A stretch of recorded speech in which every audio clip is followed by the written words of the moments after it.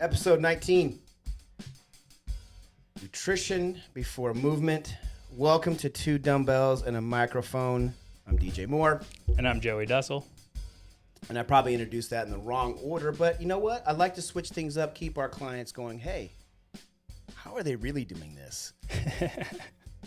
Well, we do have a reason, we do have a rhyme, and today's topic, I think, weighs heavier than what's sort of been put out there. You know, fitness has always been talked about. Fitness, be fit. Agreed. Be fit. Showing fitness all over these athletes, and bodies are just awesome, right? Fitness. But nutrition kind of sits back there and kind of hovers, kind of secondary sometimes to this, I feel. Yeah. And I think what we're going to do today is we're going to actually kind of flip that around. Yeah. This is part of our counterculture, is like saying, hey, nutrition before movement. Is it better than movement before nutrition? Well, we'll discuss that, find out. That's the premise of the episode, is to really drive home the message of, like you were saying, people kind of have this inversion where the movement gets more attention and all the stupid human tricks and the fitness activities we can participate in, that gets a lot more of the spotlight than the nutrition, which I think is an important thing to point out because it's kind of like an iceberg with that massive amount of ice underneath the water, unseen, compared to that small amount that's actually visible. And we like to say why, I'll say why we're doing this a little bit different, because actually I think it should be flipped a little bit. So what's underneath should be spun around. Yeah. Okay? Get it inverted. Because we're going to end up spending, I think what we'll have, and I can tell you, I can attest to this myself in my life, is like when your nutrition is on point, things fall into place much easier. Yeah. Your exercise or your workouts, you will see more benefit from them and more change from them when your nutrition is more focused on. Right. I think the nutrition side should be way more meticulous. And unfortunately, it seems to be the harder of the two between fitness and nutrition. Yeah. People struggle more with the nutrition part. More difficult. Getting it together. Yeah. And it happens to be the thing we have to do. We have to eat. Yeah, non-negotiable. We know what happens when you don't eat. We get really cranky, right? I get cranky if I don't eat. And I can't do all my activities and playing and not eat. It's ridiculous. So if we're going to spend more time having to eat than work out or train, maybe we should flip that iceberg over and talk about nutrition just a little bit more and tell you how more important it is and what the effects will be quicker if this is more of your focus. Yeah, absolutely. The frequency of meals comes up so much more often than workouts, right? And we have a ratio over there on the board that I share with people frequently. The numbers on the board are 21 and 6. And that 21 represents 3 meals a day, 7 days in a week, right? Maybe you have some snacks in there, or maybe you eat a little less frequently, but representatively, that's the weight of our nutrition demand every week. In the same week, if we're absolutely fantastic at the gym, we might get 6 training sessions, maybe 7. Maybe 7. More likely it's 3 or 4, and some people it's none at all. And so when we weigh those two numbers, 21 meals and 5 or less workouts in the same week, I think it makes it clear how much heavier the nutrition is going to factor into your goals. Right. This idea that we've mentioned, it doesn't come from just you. It's from years of research and listening and doing things and watching how this works. The frequency is not being talked about a lot. Yeah. Like that little number, 21.6, I think it should boggle people's minds a little bit. They should be shocked. Wait, like, whoa. I've never thought about it. I'm going to have to eat minimally. And if we're asking for correct eating, right? And we say breakfast, lunch, and dinner, or 3 times a day is what we're going to start you with. Start simple. Very reasonable. Yeah. 21 times. It kind of astonishes me because now as an athlete, I eat a little bit more than that. So I might go 4. 28 in a week. So that's 28. There's that snack. And so there's that more representation of nutrition being more appropriate. I'll lead into this too because I am leaning out a little bit. So I'm losing some body fat and some body weight like this. And I haven't actually worked out harder. Honestly, I've started working out less intense, actually. This is kind of like in your last month. Yeah, this You is my mentioned last with the month, core, right? last I know this episode is we people talked are about it. going, Yeah. what is going on? I know I've been just focusing on being more meticulous with my eating, not more meticulous with my training or more intense with my training. No, more intense with my food. And what do you know? There goes the weight.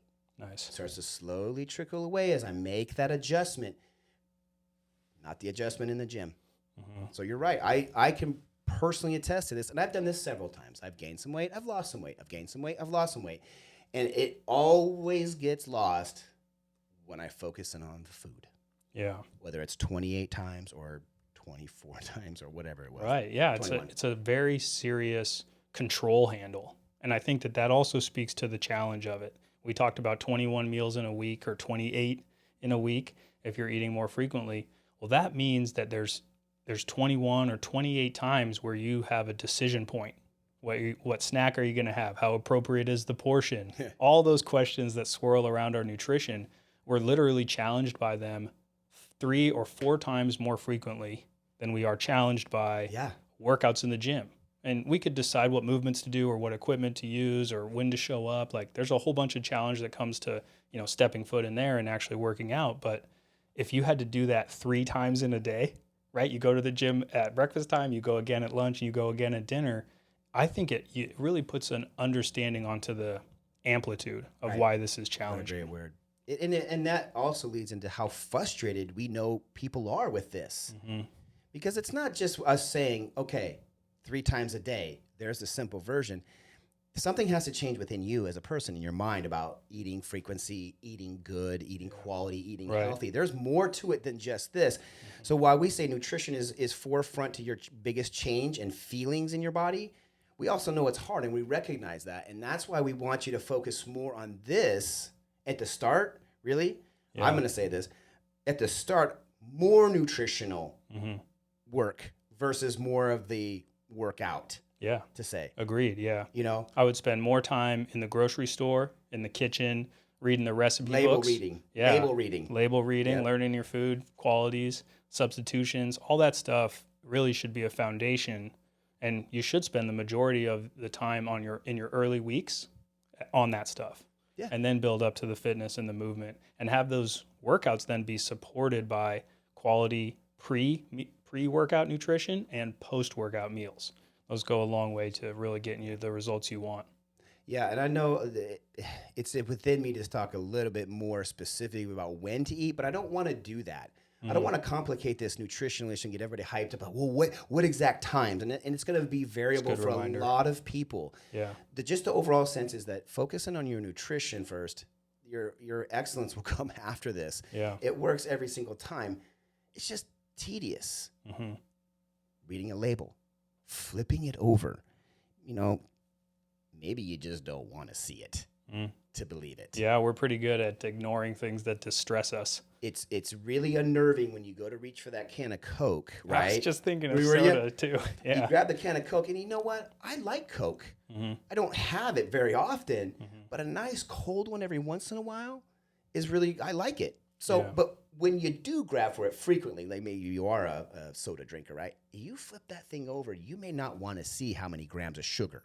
Be real unhappy with the total quantity in there. Because it makes you kind of hate the fact that you're drinking something you know is wrong. It's not going to help you. Right. And so, but if your fridge is loaded with this stuff where you reach in and you don't even know what it's made of, you can't accurately track your nutrition. You can't guess. You know how many people come to me and just like, I think I eat this much. I think I eat this much. And then I say, write it down. Right. And then you get the piece of paper back. You're like, oh, Lord. Yeah. You're way off. And then they also see it. And they're like, I'm way off. And you're like, and here's your problem right there.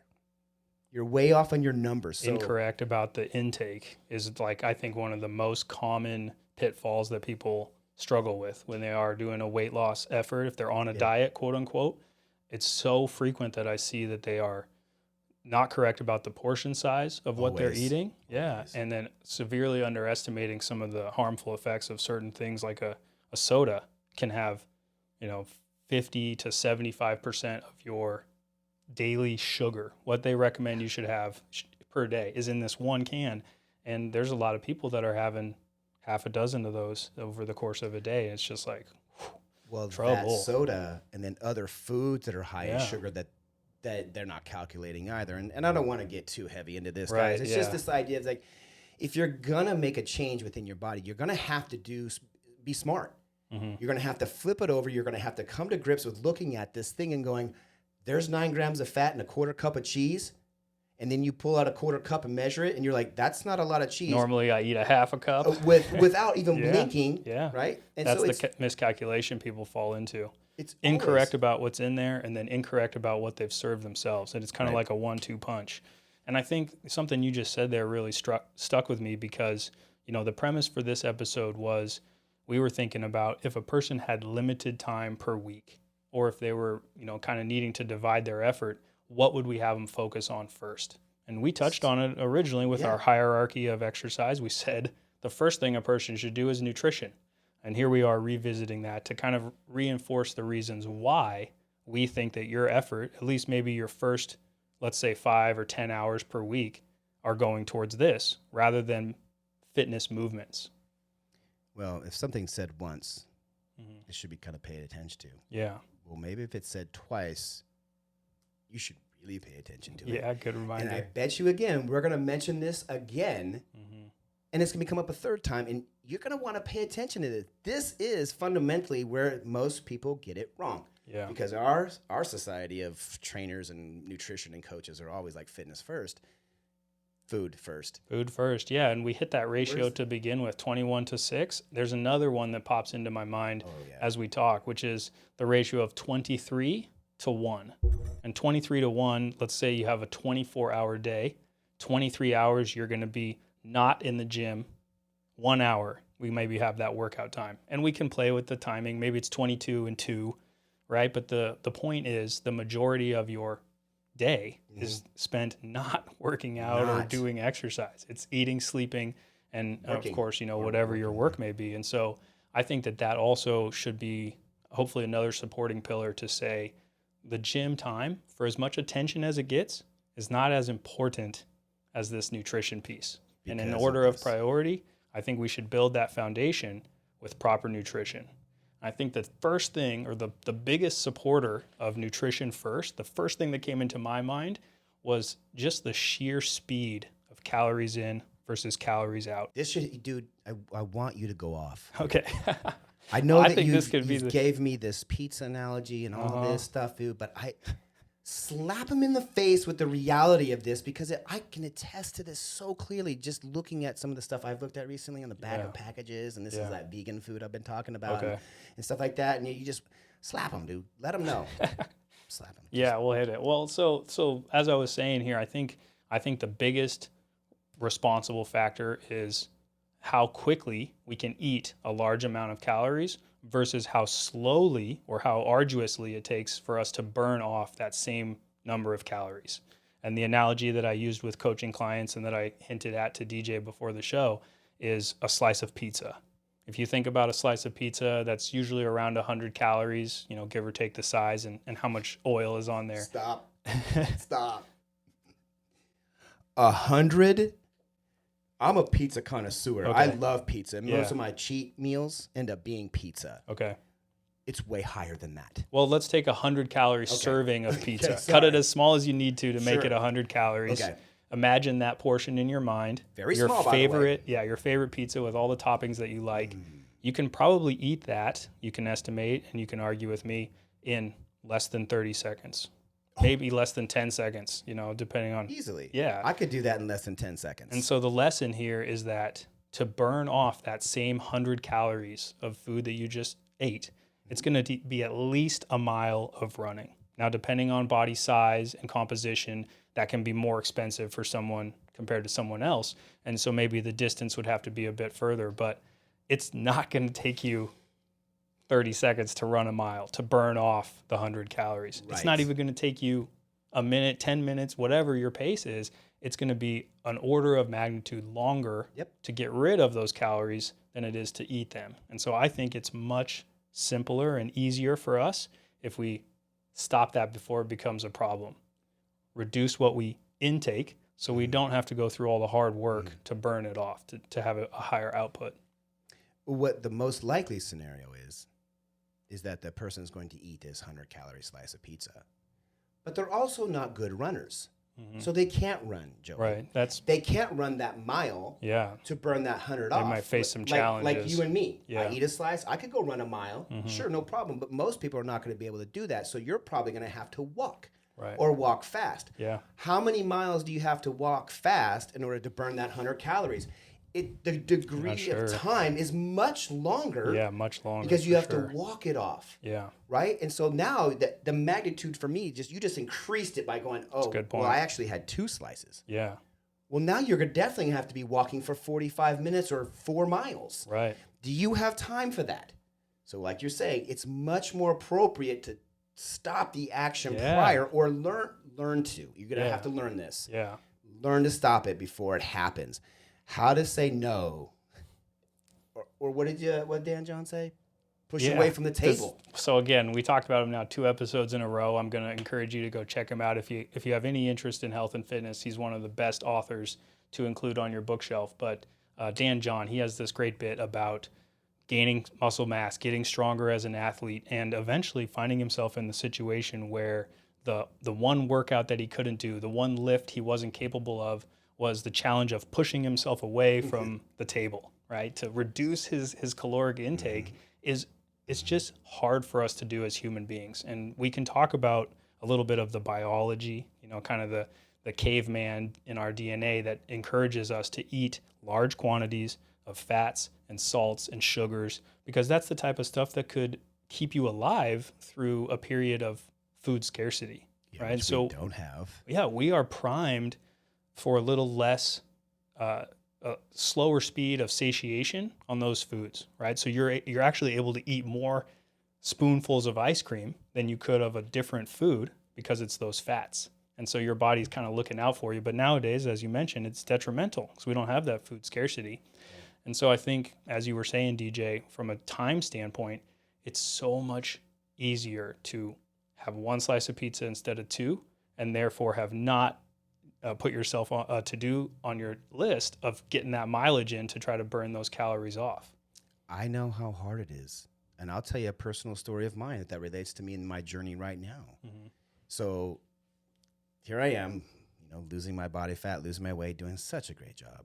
And my beautiful lady comes home with 3 boxes of crumble cookies. Oh, yeah. Oh. Some of them, well, they're okay. And I'm a cookie dude. I love cookies. But she brings these home, and they're sitting there, and I'm in the midst, dude, of saying no to all these things, right? And she brings these beautiful smelling bouquet of cookies, and I now am resisting them. Yeah. Forcibly, working through my own mental issue of saying, it's right there, but I don't have to eat it. I don't have to succumb to that, and so I don't. So I've been working really diligently with working that mechanism in my own head. Now, I know this is going some deep into some brain stuff, but this is also reps. Right. For me. Yeah. Saying no to something because my purpose for what I'm doing is way greater. I have an outcome for why I'm doing this, which will probably be revealed at the end of the month, because we're going to be working about it. So we'll just give a little teaser in there, right? What's he going to do? I don't know. I might leave my shirt off. I'll take my shirt off. Who knows? Ooh. But here I am. I'm resisting the temptation. We know how hard this is, and it takes real work. Now, if she would have never brought the cookies home, it would have been fine. Yeah. But I actually kind of dig the fact that I have to work, and I am saying no to it, and I'm winning. Nice. There's pride in that. There's power in that. That's what I was just thinking. And it builds upon itself. Now, to be fair and honest, I have had some crumble cookies. Sure, yeah. But when I eat them is really important. I will have some of these, right? But I will not eat the whole thing. I will just have a piece. And it's enough to mentally get me through and say, I'm good. Yeah. They're so sweet. They're so decadent. They're so good. But you just have to have a little bit. And I'm working on that process of saying, this is good enough. It's tough mentally. Yeah. Man, I think that I'm glad that you share that, because I think some people believe personal trainers, people like us, are on this kind of platform where we're not challenged by the same things that they are. But you're saying, and I'm seconding with you, that's not true.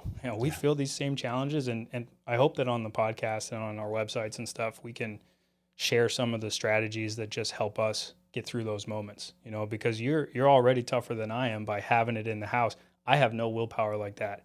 If it's geographically available, I'm going to get to it. And so I literally have to if I have to get in my car and drive somewhere to get a snack or a treat. Exactly. Yeah. So that's a big barrier for me that I like kind of strategically put that in for myself, where there's not even any candy in this house. Not because I'm some fantastic no candy guy. It's because I'm a fiend. Yeah. And so when I go over to your house, we have a candy table. Yeah. Sorry. These people are learning so much about us. We have a candy table. It's crazy. It's awesome. It's cool. Yeah. But I don't participate over there either. Yeah. But I give myself free reign because it's so infrequent, right? Once a week I'm over at your place. I can have that sugar at that time. And it's kind of this balancing act that I think, hopefully, again, the advice on the podcast can help people get more to that success side. Yeah. And so one thing that helps us kind of to recap what we've talked about, we understand explicitly the extreme challenge it takes to burn off calories. Yep. So that helps us make the decision to not intake them at the first time. That's correct. Right? And I think the second arm of that argument is that the other thing that we value is valuable enough for us that it makes it an easy decision not to violate our nutrition plan. You're talking about this desire purpose. To get leaner. You're like, what I'm doing it for is so much more than the mouth sensation. The taste is so temporary compared to what we're about to do. Yeah, and I think back to wrestling days where it's like you're starving, you have to keep working out, you have this weight goal that you have, exact date, you have to step on the scale. It's totally non-negotiable.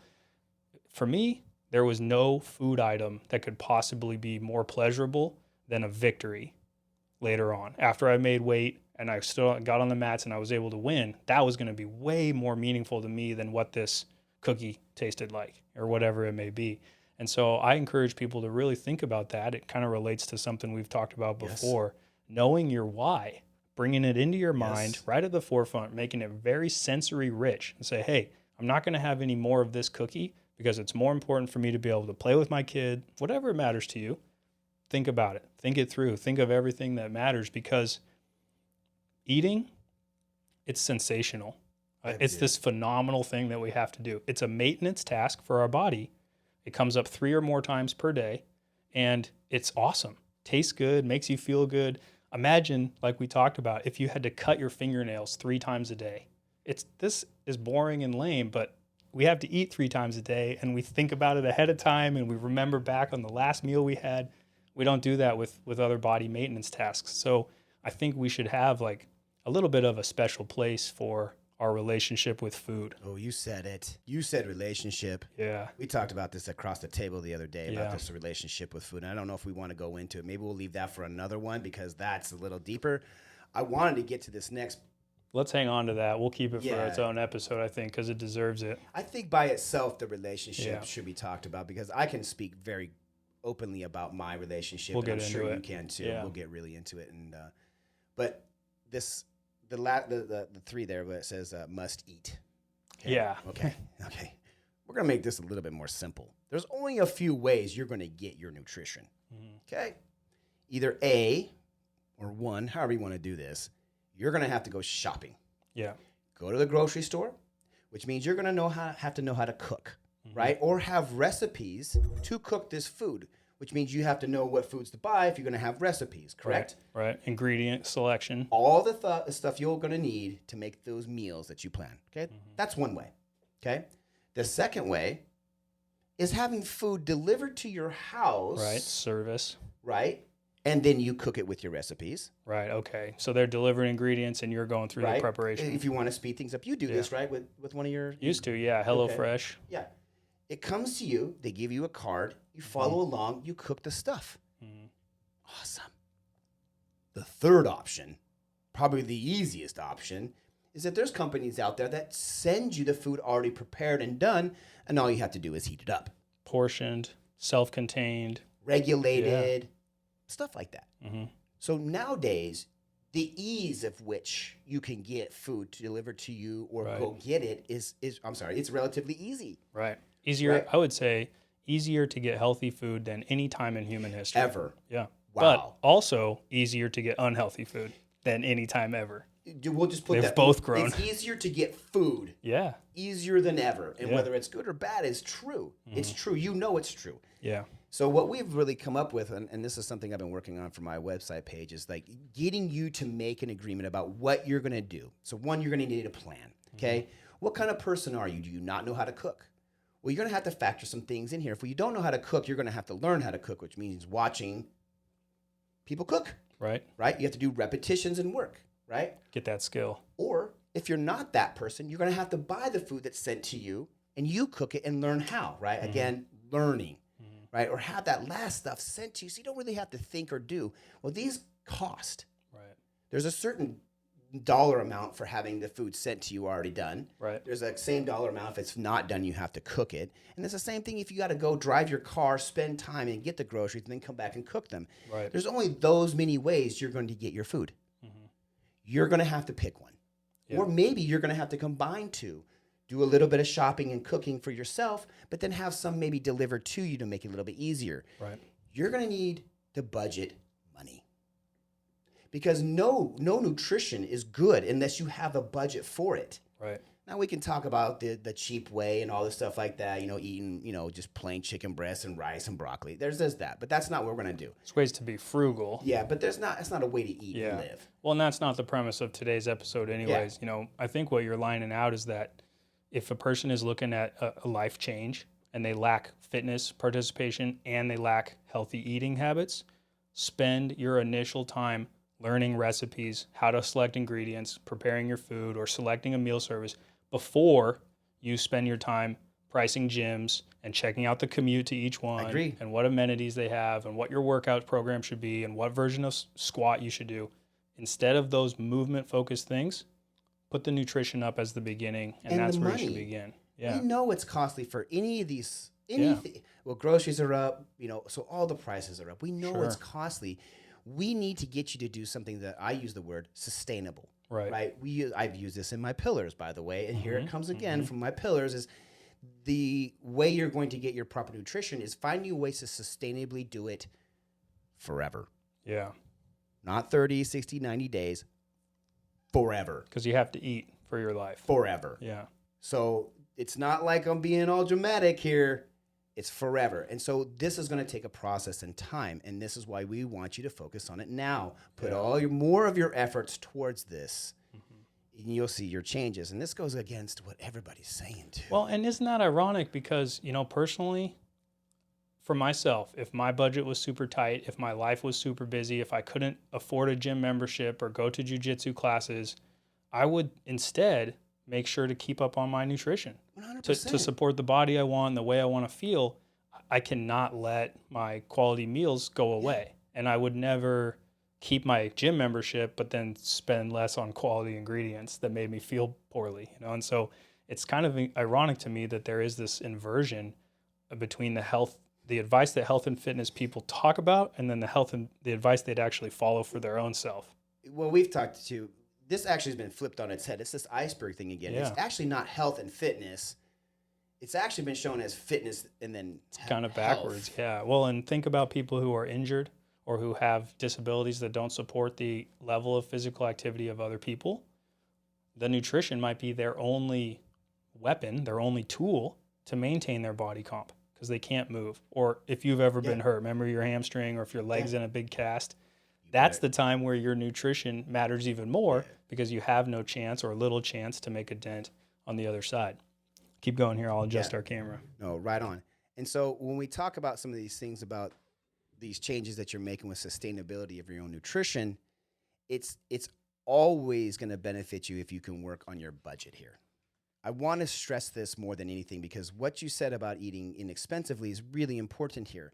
There was many, many years where I was on a certain budget, and so I had to buy certain foods all the time. Same. But to maintain my physique and my energy levels, it was always the same thing. But it really helped me understand how much food I needed to eat and how much money I was going to end up spending. And it made it a lot less stressful once I figured out my budget towards it. Because then I wasn't scrambling. I wasn't reacting to it. I was planning, which we got clearly written up Yeah, here. that's our last pillar, This definitely. right here, after you get everything kind of going, is you need to make sure that plan is in action. It's got to make it move. You cannot just have the stuff and not do it. Right. So plan it out, budget it out. Once this is done, you'll calm down with it too. And I got a good hack I wanted to throw in here, just kind of. Well, so I think this is an important thing to point out, because I think what you're saying is that by kind of depressurizing the challenge of the nutrition, by having it set out, planned ahead, kind of taken off of your mental load. Well, we talked at the top of the show about the frequency of nutrition. You know, basically, if you do what you're saying, DJ, you're taking that 3 times a day challenge and you're basically scratching it off. You know, instead of needing to come up with a proper breakfast, lunch, and dinner during the course of that day, you've already preemptively done that. And so it's lessening your mental load. And the frequency, I think, is the reason why that's so important. Yeah. When I look into my fridge, I don't go, I'm like, container A, container B, container C, they all come out, they go in this bowl, I'm going to heat them up, I'm going to do this. It's all planned, it's all prepared, it's all ready to go. I don't really have to think anymore. I spent years thinking, only to come back and be like, I want to think less. Yeah. And that's when it started to really, this is actually not so bad. Yep. Well, and while you mentioned that, you know, I get this pushback from people quite often when it comes to maybe like planned eating, getting ahead of things. We usually go towards batch preparation, where we're making more stuff and maybe storing it in containers for reheat later. Well, people sometimes kind of dislike that idea. They say, "Oh, I'm not going to be able to deal with the lack of variety." And right away, I challenge them by saying, you know, list back some of the meals you've had recently. And the reason I ask them to do this is because we talked about this 3 times a day, body maintenance task. You are so into that meal, but then it's easy to fade out of our mind again because it comes up so often. Easy in, easy out. out. Exactly. And so I'd say, hey, you might think you would be too bored by meals like what DJ is describing, but meals are so temporary. The duration of the actual eating, the way that food, you know, makes your body feel afterwards, that's not very long compared to the amount of time that you live in your body, you know, the rest of the day. I can help them with that, by the way. Yeah, hit us with that hack you were saying. So I know what Lisa's going to prepare at night. Generally, I know that there's going to be a change in the carbohydrate content, probably the fat content, and maybe there could be sugar or sodium, depending, right? I know that this meal that I'm going to eat at night with her is going to be more loaded. So what I do preemptively, right, is take all that stuff out in the eating prior to. Yeah. So my 3 meals prior to are so low in carbs and so low in fat because I know what's coming later. So I'm preparing that. That's the hack. Yeah. It's like, I know that I'm not going to ask her to cook me specialty foods. That's not sustainable or realistic with us. We have a garden. We eat healthy all the time. So our meals at night are healthy. That's a good thing to point out. But they're just a little bit more fat and a little bit more carbohydrates. And so I'm adjusting to it. Not really offensive, just larger portions. Right, exactly. And so, but then I am so satiated. And I the other night, I'm sitting on the couch and we finished our meal. I was like, I feel so good. It feels so good to be full. And I'm like, yeah, man. Yeah. But more than that, I recognize I feel good because I was so good during the day and did everything according to plan. And then that last little meal and then those little pieces of cookies that I had after that were so gratifying in a new way. It's like I enjoyed the eating again. And I'm a frequent eater. It's hard to get people like us who eat the same things all the time to be How many meals have you eaten standing up in the break room at the gym? I still do that now, dude. Yeah, me too. Sometimes it's just the fuel. Get it done. Well, thank you, because that's what I'm leading into next. The first part of my day, I recognize food as one thing, just fuel. Oh, interesting. Just fuel. Yes, it doesn't taste bad. I'm not trying to go out of my way to taste gross. No, but it's just fuel. The stuff I put in there is exact. I know that I need this, this, and this. When it comes to the meal at night, I just let it go a little bit. And it's not that point where it's like, oh, he's just letting go. Yeah. No. I have a garden. I grow fruits and vegetables, man. It's all in my food anyway. So this is an interesting distinction between like the first half of the day being kind of product oriented, the result of what the meal does for you, and then the last meal purposefully being process, where it's about the meal itself. And enjoyment is a big part of what you derive from it. You told me. And I think everybody knows this. Like Yeah. sometimes we go out for special events, anniversary or whatever. The meal itself is part of the experience. It's long and drawn out with an appetizer and a salad and a dessert later on. And to your point, it's the right proportions and everything. And so I think that we can build that into our own day. Yeah. Like have a breakfast that just gets you going, but know that you're coming home to a dinner that you're really going to savor every mouthful of. That's an okay thing to do. And I think it is sustainable over the course of a long term. You see, and this is why I chose to do it this way. I could have asked her easily. It's like, hey, go get me some tilapia. We're going to plan out all these meals. I'm going to have all my containers listed up, and this is going to be fine. But you know what? That's more of a hassle for her. And it's not something that's really sustainable for the regular people out here. Yeah. And I think that when we coach and talk, we really want to show you there's actual real ways to do this, and we're not some magazine trying to hack this. Right. This is an easier way to do this. Yeah, a way to live a whole year's worth of eating rather than just 1 month for the show prep or the photo shoot prep or whatever, and I remember some of my bodybuilding friends being so cranky as to not even be friendly anymore when they were in those last stages of their prep. And it's like, I don't think that's a way for a person to live a life, to actually go through their life. And the reason that's important is because the reality is some of the audience, a lot of people in America, they have some catching up to do. Right? They're overweight already, or their nutrition habits are not as crisp as other people's. And so I think that we have to find that balance of sustainability, but also results where you can feel like you're getting some traction and you're making some difference. And if you can keep up with what you're doing, by the end of a year, you'll really be some place that you like. I feel like a lot of people kind of get into this, real crash diet. It's not a sustainable effort, and then it bounces back. And I wanted to remind them that even the people that you're trying to emulate, first of all, they might not be really doing what they're talking about. And secondly, if you're trying to emulate them, it might not be correct because you're coming from a different place. Yeah, you need to take a different pace, right? They might be sprinting because they're in their last month before the photo shoot, whereas you need to walk because you have so much further to walk, so much more to go. So factor that into what you're doing and make sure that your plan is sustainable. And we've used that word a lot, right? It's what's lacking in a lot of the videos that I watch from because I watch other people train and talk about nutrition. It's the one word I fail to hear more than anything else is like, sustainability. Kind of absent.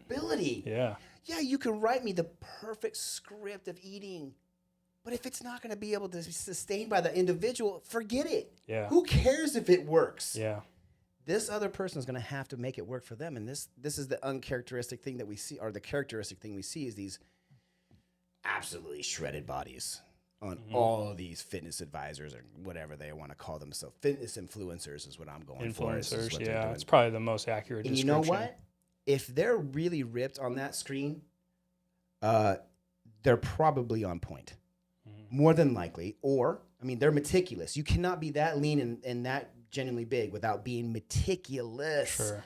So when they're telling you how to do it, trust me, they're way more meticulous and you're probably never going to get there because that's their job. That's what they're showing off, right? Don't emulate them. Yeah. Because it's not going to work. Right. Ever. Yeah. You'll get frustrated and be like, I eat like they do and it doesn't work. I'm like, sustainability. If it doesn't do it, if you can't afford it and you can't do it the rest of your life, don't do it. Yeah. You're wasting your time. And that's exactly. If you can't keep it up, then it's not going to work out. And I think the other piece of this is that if you're trying to put yourself on such a dramatic pace that you can't keep it up, then you will not be successful. So I'm advocating, and I think DJ is as well. Slow it down, ease it up, do something that's going to be something that you're more capable of. And the nutrition is a great place for people to put their effort into because it's not as physically uncomfortable as the gym. It doesn't generate laundry. Maybe you got more dishes to make, but get a meal prep service if that derails you. And it has a bigger influence on our overall sense of self, like you were mentioning. The psyche. Quicker. Yeah, and quicker. And I think that the piece here is that, if you were really caring for yourself and taking care of your body with proper nutrition, that sort of has like a spiraling effect. Like it starts at one point, the center of you, and it kind of builds out on itself in these kind of progressively larger and larger circles where eventually you're like, yeah, you know what? I am going to do a really proper workout today because I've already taken such good care of myself with my meals, you know, and my hydration's on point because why not? We'll do that too. And pretty soon your rest, your sleep quality, you start doing some stretching routines at home, and it has this great build upon effect, which I think you can't get to that build up if you're constantly plagued by undercutting yourself with poor nutrition. If you're not properly fueling yourself post-workout, your workout quality is going to suffer. If your meal timing is off, your sleep is just can be wrecked. If you're doing alcohol all the time, you know, like all of these things are really big detracting factors in the other avenues of your life. So I think we should try to make sure we don't run into the problem at all. Wow. And we've mentioned it a few times with this idea of planning, right? Getting ahead of it, making sure that you're not getting yourself into a situation that's much harder to get out of. And I think the biggest factor is, like we mentioned earlier, when we talked about a little bit, the food journal and how people can be off on their... this part, man. I know it's important though, because if we're looking at our food journal, this is how we can actually be real about what we're eating. And it allows us to, if we're really strategic, you can review maybe a week's worth of eating and then use that to make an adjustment going forward. And I do this with my clients all the time. It's a weekly food journal for those that need it. We review and we pick something that's going to happen next week, or pick one thing that's going to not happen. And that makes it actually, I think it's a critical distinction when you start factoring and thinking ahead rather than always trying to backtrack. The difference between planning out a week's worth of food, thinking how many calories each ingredient will be, figuring out what a meal's worth of those would total, that lets you know, like you were mentioning, how to plan your morning versus your evening meal, instead of trying to backtrack it and say, how big was that burger? How many calories does that have? Instead, I want you to serve yourself up a third of a pound because you know how many calories that is. And that way you're planning instead of tracking. This is the toughest part, man. But the planning is less work than the tracking. That's right. And when it's done, you would now realize it's not that much work. Yeah. It's not.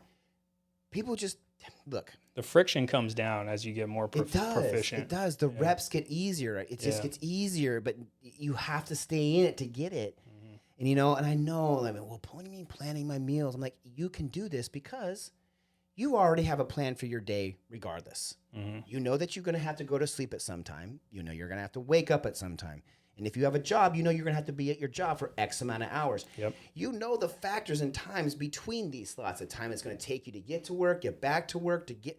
These are all times you already kind of know. And if you're not factoring in your planning in your meals between that day, well, then what are you doing? Right. It's like almost a little bit irresponsible. Are you saying you can't plan your day to go to work? Oh, I forgot to go to work today. Yeah. Oh, I forgot to take my kids to school. It wasn't on my calendar. Isn't it? Do you put on your calendar, I got to go to work today? No. You know what time you got to go to work. And so if we can just take this idea and say, look, you got to match the meals or eating between the times. And that planning is really important. Yep. Because it will set you up for success. And how long are we going here? 43. So let's get pretty close here. We'll call it in this will be our last few minutes. And I think that, let's do it. You know, as you're saying that, DJ, I'm listening to you, and I hope that the audience is taking away that, you know, the main message of this podcast, this episode today is, if you're going to put some effort into this, make sure you're not neglecting these nutrition efforts. I think it's okay if they're your primary efforts, maybe your only efforts each week. They certainly would be mine if I was busy, broke, or injured. I'm not going to give up on my quality nutrition. And that's really the point we want to drive home. Do this first. Don't get sidetracked by fancy stuff in the gym or interesting programs on YouTube videos or whatever it may be until you're getting your proper nutrition on a weekly, maybe a daily basis. And if you plan it out rather than try to react and be retroactive, it will be even less work than trying to follow along. Yeah. And if you want to go for a walk too while you're doing all this, go ahead. Mm-hmm. We're not saying don't go work out. Oh, yeah. That's a good point. Yeah. I mean, get your physical activity. I feel like it's sort of obvious that that's what we're saying, but if for some of those who are going, oh, wait, you mean you don't want me to work out? Look, man, you know there's people out there do this stuff all the time. That's a good point, No, if my calendar was so crammed full of stuff that I didn't have time for workout sessions, I would still leave the event on there of going to the store, getting the groceries, getting some of the stuff ready for those grab and go meals and healthy snacks. that's a very high reward, like 3 to 4 hours per week. And that's, for me, that's, I'm a one-person household. I don't have a family. I'm not getting $1,000 in groceries, right? So I can just do it easily each week. And I understand other people have different levels of challenge, but getting those hours sets you up for 21 healthy experiences the next week, right? And if you don't do that and you instead focus on getting in 4 hours of workout, I think that you're always going to be dissatisfied with your results, because you're kind of like, if you were a gold miner, you're digging around like not where there's as much value, right? Let's go to where the gold's at, get that. And I do want to just finish today's episode here with this last bit on the whiteboard, which is I'm hoping that when people listen to this, they're like, okay, I'm motivated. I want to start doing something right now. I've just heard these guys talk about the importance. Let me do some action.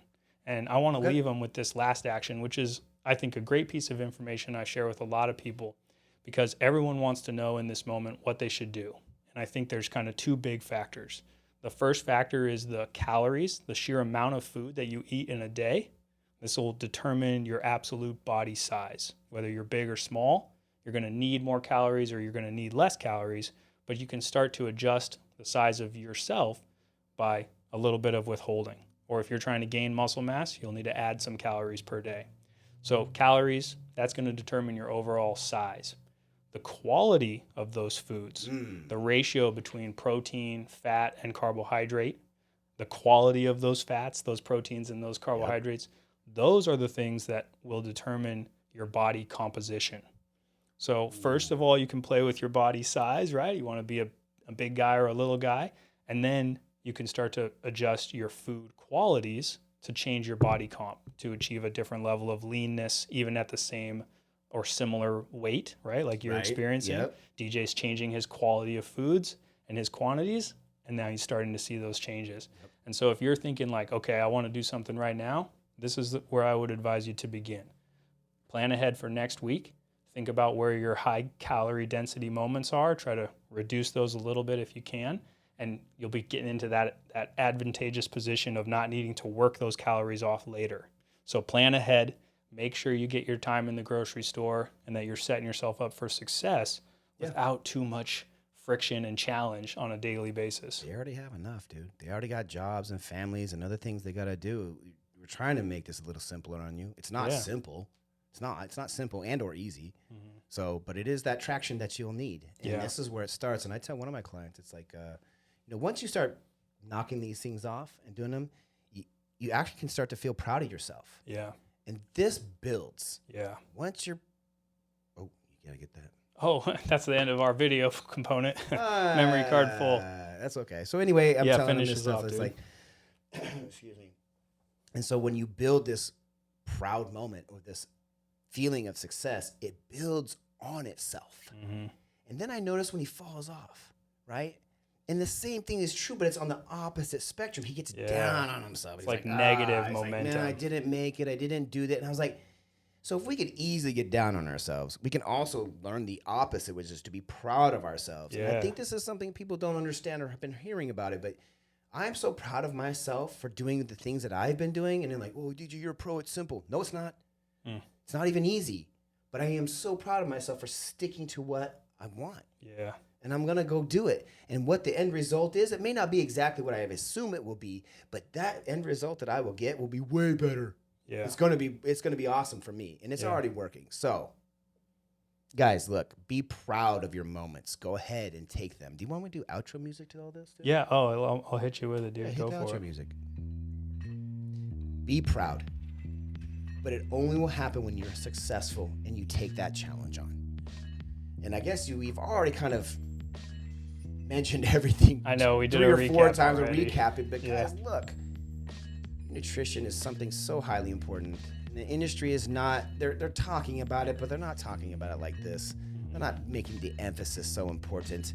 Yeah. We are.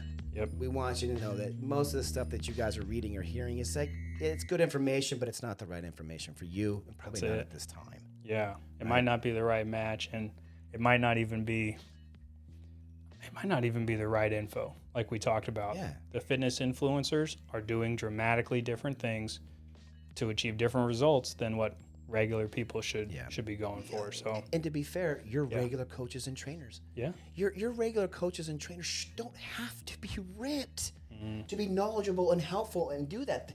And there's this idea that they definitely have to not to get you healthy. Yeah, not to get you yeah, right, exactly. So, and the fitness influencers, they're doing something different. Yeah.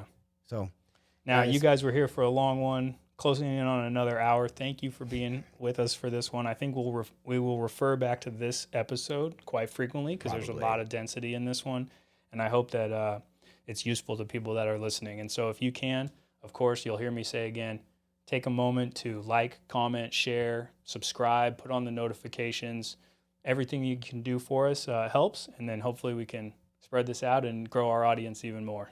Yeah. Cool. Of course, it's not even recording. Yeah. No more video.